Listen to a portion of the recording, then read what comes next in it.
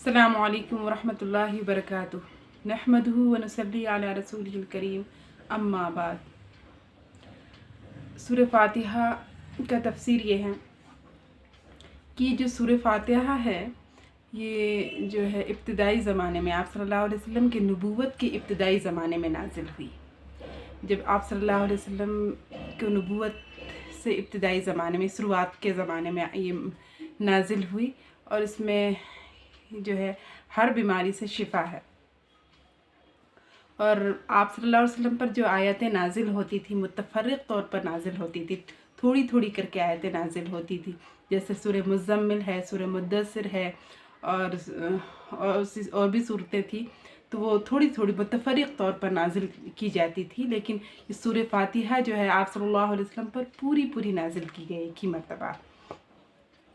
तो इसमें जो है क्या बताया गया है कि अल्हम्दुलिल्लाह अऊज़ु बिल्लाहि मिनश शैतानिर रजीम, कि मैं पनाह मांगती हूँ अल्लाह के शैतान मरदूद से।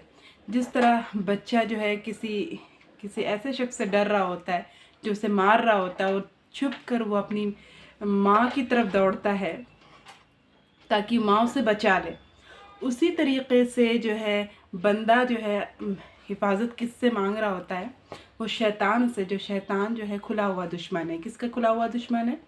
इंसान का जो है खुला हुआ दुश्मन है। अल्लाह ताला ने कई जगह में इरशाद फरमाया कि शैतान इंसान का खुला हुआ दुश्मन है। अदुव्वु मुबीन के नाम से अल्लाह ताला ने कितनी मर्तबा कितनी जगह उसको इरशाद फरमाया। तो ये तो शैतान से गोया कि वो अल्लाह से कह रहा होता है कि अल्लाह मैं पनाह मांगती हूँ शैतान मरदूद से। अऊज़ु बिल्लाहि मिनश शैतानिर रजीम, मैं पनाह मांगती हूँ अल्लाह के शैतान मरदूद से कि अल्लाह मुझे इससे बचा ले, ये मेरा दुश्मन है, ये खुला हुआ दुश्मन है, इससे मुझे बचा ले। बिस्मिल्लाहिर्रहमानिर्रहीम, शुरू अल्लाह के नाम से जो बड़ा मेहरबान नहायत रहम करने वाला है। तो हम किसके नाम से शुरू कर रहे होते हैं? अल्लाह के नाम से। कोई भी सूरह को हम शुरू कर रहे होते हैं तो अल्लाह के नाम से हम शुरू करते हैं। मैं शुरू करती हूँ अल्लाह के नाम से जो बड़ा मेहरबान, कि अल्लाह के जैसा मेहरबान कोई नहीं। तो कि मैं बड़ा मेहरबान नहायत रहम करने वाला है, वो ज़ात कौन है? अल्लाह है। बिस्मिल्लाहिर्रहमानिर्रहीम, फिर हम शुरू करते हैं अल्हम्दुलिल्लाहि रब्बिल आलमीन, तमाम तारीफ़ अल्लाह के लिए जो तमाम जहानों का रब है।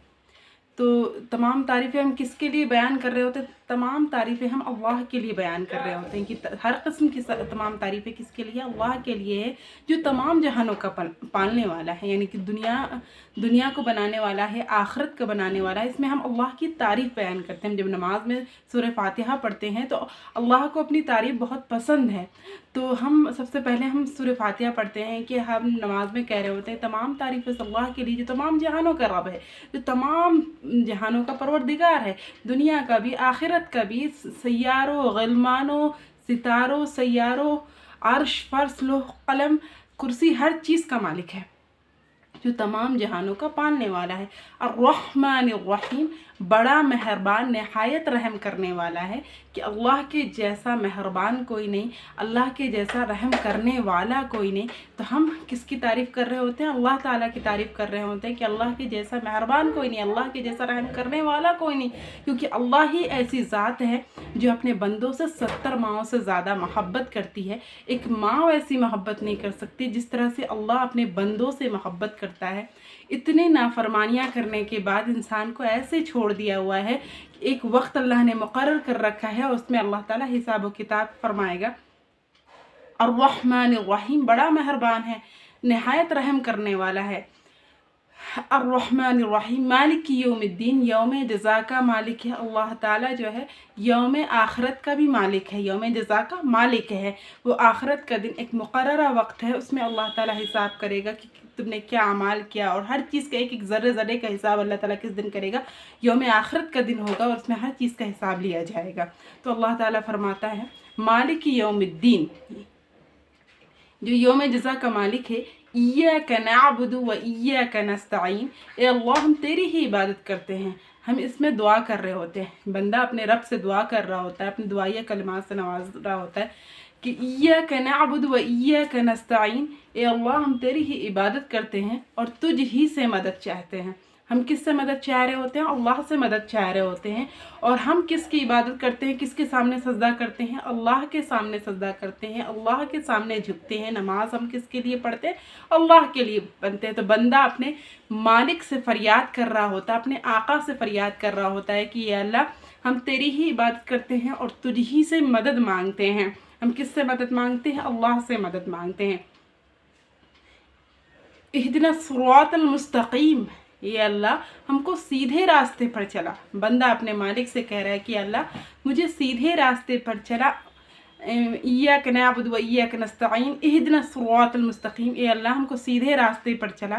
صراط الذین انعمت علیہم، یا اللہ ان کے راستے پر چلا جن پر تو نے انعام فرمایا۔ انعام سے وہ لوگ مراد ہے، صدیقین ہے، شہداء ہے اور نبیین ہیں، جو انبیاء ہیں، ان سے یہ مراد ہے کہ ان پر انعام کیا گیا تھا کہ انہیں جنت کی بشارت پہلے سے دے دی گئی تھی اور وہ بہت سارے اعزاز اللہ تعالیٰ نے ان کو بخشا تھا۔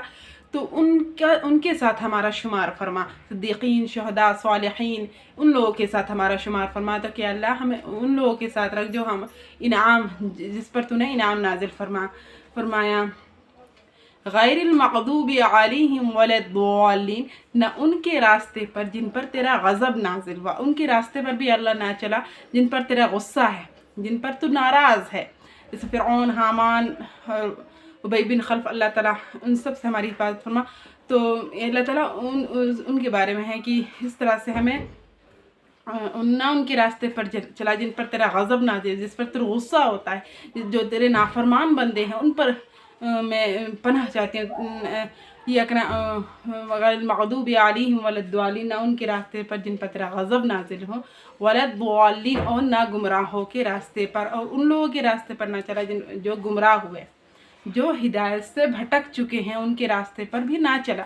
اگر تو چلا تو صرف اپنے عبادت کے لیے ہمیں قبول کر اور اپنے راستے پر چلا، اور اب بندہ اپنے مالک سے دعا کر رہا ہوتا ہے کہ اللہ ہم تیری ہی بات کرتے ہیں اور تجھ ہی سے مدد مانگتے ہیں کہ اس کے علاوہ کوئی ایسی ذات نہیں ہے جس سے ہم مدد مانگے۔ ہم مدد کس سے مانگ رہے ہوتے ہیں؟ اللہ سے مدد مانگتے ہیں۔ تو یہ اس میں جو احادیث ہے کہ یہ جو سورہ فاتحہ کے بارے میں آیا ہے کہ سورہ فاتحہ میں ہر بیماری سے شفا ہے، کہ ہر بیماری سے شفا ہے۔ حضرت ابی بن کعب رضی اللہ عنہ سے روایت ہے کہ آپ صلی اللہ علیہ وسلم نے فرمایا کہ اس ذات کی قسم جس کے قبضے میں میری جان ہے، اس جیسی سورہ نازل نہیں ہوئی، میری جان کی قسم، سورہ فاتحہ جیسی سورہ نہ تو توریت میں ہے اور نہ انجیل میں، نہ زبور میں۔ یہ سورہ فاتحہ جو ہے قرآن مجید میں آئی ہے، یہ 7 آیتیں ہیں۔ یہ کتنی آیتیں ہیں؟ 7 آیتیں ہیں جو بار بار پڑھی جاتی ہیں، یعنی قرآن عظیم ہے جو مجھے دیا گیا ہے، جو آپ صلی اللہ علیہ وسلم کو دیا گیا ہے، وہ قرآن عظیم ہے۔ ایک روایت میں آیا ہے کہ جو شخص اس ارادے سے لیٹے اور سورہ فاتحہ قل هو اللہ احد پڑھ لے، اپنے اوپر دم کر لے، سوائے موت سے ہر بلا سے امن پاوے، یعنی کہ سوائے موت تو اللہ کے حکم سے ہوتا ہے، جب جس کا وقت مقرر ہوگا وہ اس دن آ کر رہے گی، لیکن ہر بلا سے امن پاوے گا اگر وہ سورہ فاتحہ پڑھ کر اپنے اوپر دم کر لے گا، سورہ اخلاص پڑھ کر دم کر کے سوئے گا۔ اور سورہ فاتحہ کے بارے میں آتا ہے 2/3 قرآن کے برابر اس کا اجر ہے۔ مسلم شریف کی ایک حدیث میں ابن عباس رضی اللہ عنہ سے روایت ہے کہ آپ صلی اللہ علیہ وسلم ایک مرتبہ تشریف فرما تھے تو آپ صلی اللہ علیہ وسلم نے فرمایا کہ آسمان کا دروازہ کھلا ہوا ہے، آج سے پہلے کبھی نہیں کھلا تھا۔ پھر اس میں ایک فرشتہ نازل ہوا، حضور صلی اللہ علیہ وسلم نے فرمایا کہ ایک فرشتہ نازل ہوا جو آج سے پہلے کبھی نہیں نازل ہوا تھا۔ پھر اس فرشتے نے عرض کیا کہ 2 نور کی بشارت دی، 2 نوروں کی بشارت دی تھی جو آپ سے پہلے کسی کو نہیں دیے گئے تھے، ایک سورہ فاتحہ اور سورہ بقرہ کی آخر 2 رکوع۔ اس کو نور اس لیے فرمایا کہ قیامت کے دن اپنے پڑھنے والے کے آگے آگے چلیں گے، اس لیے نور فرمایا کہ قیامت کے دن یہ سورہ اپنے پڑھنے والے کے لیے آگے آگے چلیں گے۔ تو جتنا ہو سکے سورہ فاتحہ میں ہر بیماری سے شفا ہے، سورہ فاتحہ اپنے اوپر دم کیا کریں۔ ابو ہریرہ رضی اللہ عنہ سے روایت ہے کہ آپ صلی اللہ علیہ وسلم نے ارشاد فرمایا، جب تم میں سے کوئی سورہ فاتحہ کے آخر میں کیا کہتا ہے؟ آمین کہتا ہے، تو اس وقت فرشتے جو ہے آسمان پر آمین کہتے ہیں۔ جب ہم آمین کہتے ہیں سورہ فاتحہ کے آخر میں جو ہے وَلَضَّالِّينَ کے بعد ہم آمین کہتے ہیں، تو فرشتے بھی آسمان پر کیا کہہ رہے ہوتے ہیں؟ آمین کہہ رہے ہوتے ہیں۔ اگر اس شخص کی آمین فرشتوں کے آمین کے ساتھ جو ہے مل جاتی ہے تو اس کے پچھلے گناہ کیا ہو جاتے ہیں؟ معاف ہو جاتے ہیں۔ تو کتنی بڑی سعادت کی بات ہے، سورہ فاتحہ میں ہر بیماری سے شفا ہے اور اس کی بڑی فضیلتیں آئی ہیں۔ تو اللہ تعالی ہمیں اس پر عمل کرنے والا بنائے اور صحیح طریقے سے اس کو پڑھنے والا بنائے اور تجوید مخارج کو صحیح ادائیگی کے ساتھ پڑھنے والا بنائے اور اپنی زندگی کو جو ہے اللہ کے حکموں پر چلنے والا بنائے۔ آمین۔ آخر دعوانا الحمدللہ۔